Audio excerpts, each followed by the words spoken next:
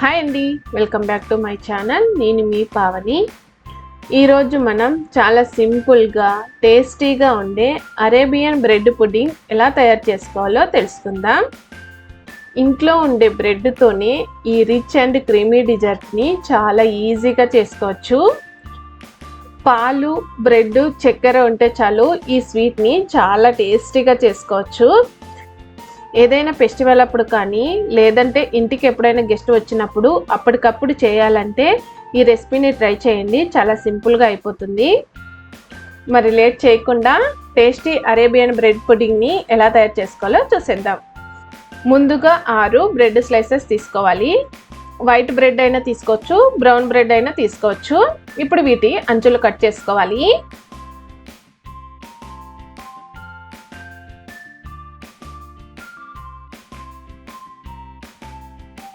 చూడండి, ఇలా కట్ చేసుకున్న బ్రెడ్ పీసెస్ని పక్కన పెట్టుకుందాం. నెక్స్ట్ ఒక బౌల్ తీసుకొని ఇందులోకి 1 టీ స్పూన్ కస్టర్డ్ పౌడర్ వేసుకోవాలి.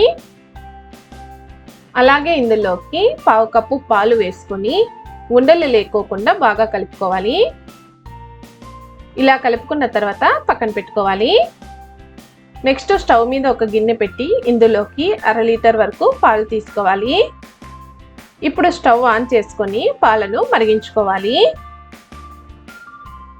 పాలు కొద్దిగా మరిగిన తర్వాత ఇప్పుడు ఇందులోకి చక్కెర వేసుకోవాలి. నేను ఇక్కడ 2 టీ స్పూన్స్ చక్కెర వేసుకున్నాను.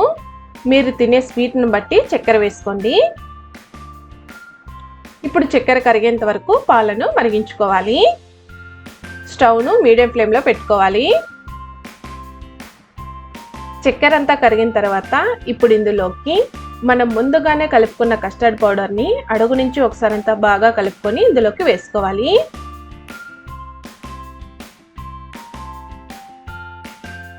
ఇప్పుడు దీనిని కంటిన్యూస్గా కలుపుతూ 3 మినిట్స్ పాటు కుక్ చేసుకోవాలి.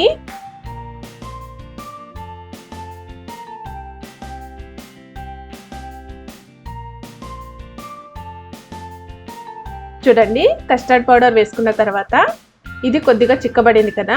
ఇప్పుడు స్టవ్ ఆఫ్ చేసుకొని దీనిని చల్లారనివ్వాలి. నెక్స్ట్ ఒక బౌల్లో 1/2 కప్పు వరకు ఫ్రెష్ క్రీమ్ తీసుకోవాలి. ఇప్పుడు ఇందులోకి 2 టీ స్పూన్స్ కండెన్స్డ్ మిల్క్ వేసుకోవాలి. ఇప్పుడు స్పూన్తో ఇవి రెండు కలిసేలా బాగా కలుపుకోవాలి.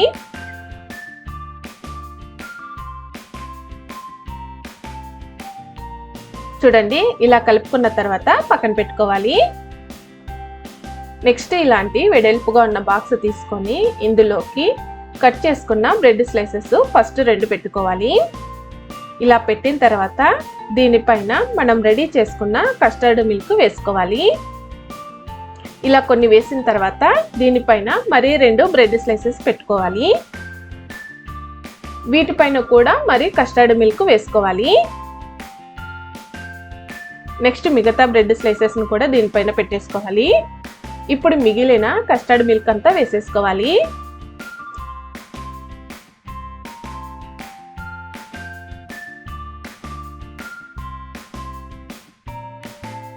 ఇప్పుడు దీనిపైన మనం ముందుగానే రెడీ చేసుకున్న ఫ్రెష్ క్రీము, కండెన్స్డ్ మిల్క్ వేసేసుకోవాలి. ఇప్పుడు దీనిపైన చిన్నగా కట్ చేసుకున్న బాదం, పిస్తా వేసుకోవాలి.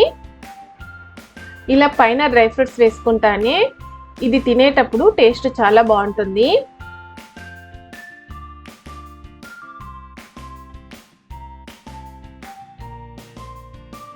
ఇలా రెడీ చేసుకున్న దీనిని 2 అవర్స్ పాటు ఫ్రిడ్జ్లో పెట్టుకోవాలి. అప్పుడే బ్రెడ్ పీసెస్ సాఫ్ట్గా అయ్యి తినడానికి చాలా టేస్టీగా ఉంటాయి. 2 అవర్స్ తర్వాత ఫ్రిడ్జ్ నుంచి బయటకు తీసేసుకోవాలి. ఇప్పుడు ఈ బ్రెడ్ పుడ్డింగ్ని స్లోగా సర్వింగ్ ప్లేట్లోకి తీసేసుకుందాం.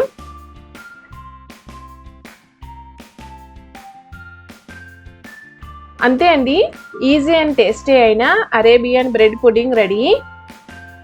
ఇది తినే కొద్దీ తినాలనిపిస్తుంది, ఎందుకంటే ఇది సాఫ్ట్గా ఉండి చాలా టేస్టీగా ఉంటుంది. మరి ఇంత ఈజీ అండ్ టేస్టీ రెసిపీని మీరు కూడా తప్పకుండా ట్రై చేసి టేస్ట్ చేయండి. మీకు ఈ రెసిపీ నచ్చినట్టయితే లైక్ చేయండి, కమెంట్ చేయండి. మరిన్ని రెసిపీస్ కోసం మన ఛానల్ సబ్స్క్రైబ్ చేసుకోండి. నెక్స్ట్ మరొక మంచి రెసిపీతో కలుస్తాను. Thanks for watching.